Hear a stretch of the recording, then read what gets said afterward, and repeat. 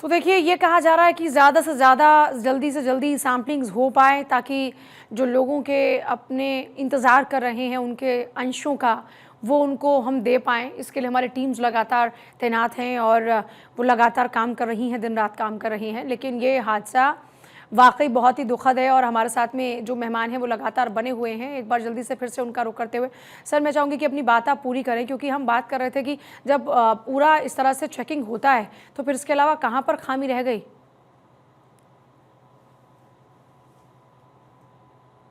ये कुछ नहीं है आप मेरे से। जी। देखिए, टेक्निकल पैरामीटर्स की जो चेकिंग होती है, टीआरएस होता है, जहाज जब आकर के वहां लैंड किया होगा तो उसकी एक फ्यूलिंग के समय फ्यूल सिस्टम का भी चेक किया जाता है कि कहीं फ्यूल ब्लॉकेट तो नहीं है, फ्यूल का पाइपलाइन खुला हुआ है कि नहीं है।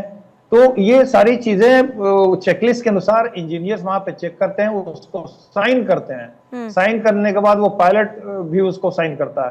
तो ये एक फुल प्रूफ प्रक्रिया है, लेकिन बीच में डीजीसीए इसको थोड़ा रेगुलेट इसलिए करता है क्योंकि उसमें कोई कोताही ना बरती जाए। ऐसा नहीं कि आपने ठीक से चेक नहीं किया और आप साइन कर दें।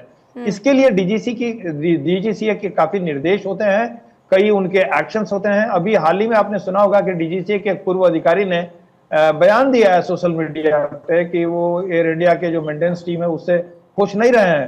तो इस तरह की बातें तो आएंगी अब एक्सीडेंट होने में, लेकिन फिर भी इंजीनियर जो है वो चेक करके साइन करके और तभी पायलट को हैंड ओवर करते हैं। एक और बात में, शवों की जो शिनाख्त की जो प्रक्रिया है ये बहुत ही मुश्किल होता है। मैं कई एयरक्राफ्ट साइट देख चुका हूं। इसमें दिक्कत ये होती है, आम जनता इस बात को समझे, क्योंकि जो ब्लास्ट वाले इफेक्ट पर जो पैसेंजर्स होंगे उनके शव जल्दी मिलते नहीं है और वो छोटे छोटे मांस के टुकड़े इधर उधर मिलते हैं। और आप सोचिए कि कितना दुखद होता है, इन छोटे छोटे टुकड़ों को अलग अलग जगहों से, चूंकि ब्लास्ट से वो छितरा जाते हैं काफी बड़े एरिया में, तो उनको इकट्ठा करना और एक एक टुकड़ा किसका है इसका डीएनए टेस्ट करके उसको फिर एक जगह इकट्ठा करना, ये बहुत लंबी प्रक्रिया है और बहुत ही कठिन प्रक्रिया है।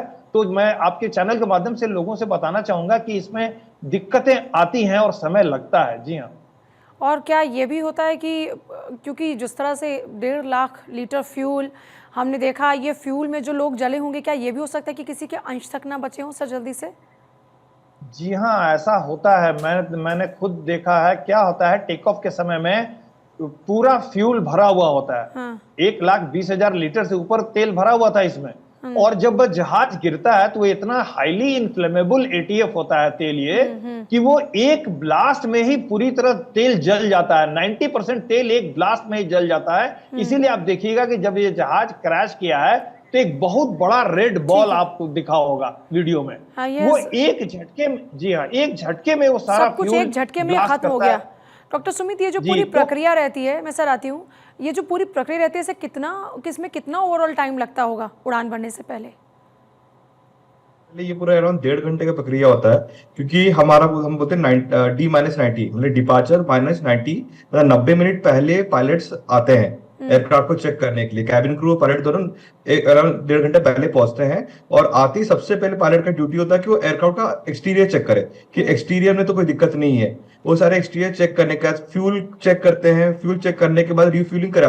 आपने हमेशा देखा होगा कि जब फ्लाइट के अंदर पैसेंजर बोर्ड कर चुके होते हैं उसके बाद रिफ्यूलिंग किया जाता है। अनाउंसमेंट भी होता है कि रिफ्यूलिंग चल रहा है, सीट बेल्ट खोल के रखिएगा, कि अगर रिफ्यूलिंग करते समय अगर आग लग गया तो इवैक्यूएट कर सके। इस कारण सीट बेल्ट को ओपन रखने के लिए कहा जाता है। तो पूरा प्रक्रिया के हिसाब से, और प्लस जब इंजीनियरिंग टीम और जो ग्राउंड टीम है वो शीट्स हमको देते हैं, हैंड ओवर देते हैं, उसके बाद वो सिग्नेचर करते हैं, मतलब पूरी प्रक्रिया को फॉलो किया जाता है। लेकिन ये चाहे कितनी प्रक्रियाएं फॉलो की गई हो, लेकिन इस सब का असर नजर नहीं आया। अब वजह चाहे जो भी हो, लेकिन एक हकीकत यह है कि 275 लोगों की जान चले गई। सर, आप लोगों का बहुत शुक्रिया पूरी जानकारी हमारे साथ साझा करने के लिए, जो आप लोगों के पास में है, जो आपका तजुर्बा है, जो आपका एक्सपीरियंस, उसके जरिए आपने जो जानकारी दी।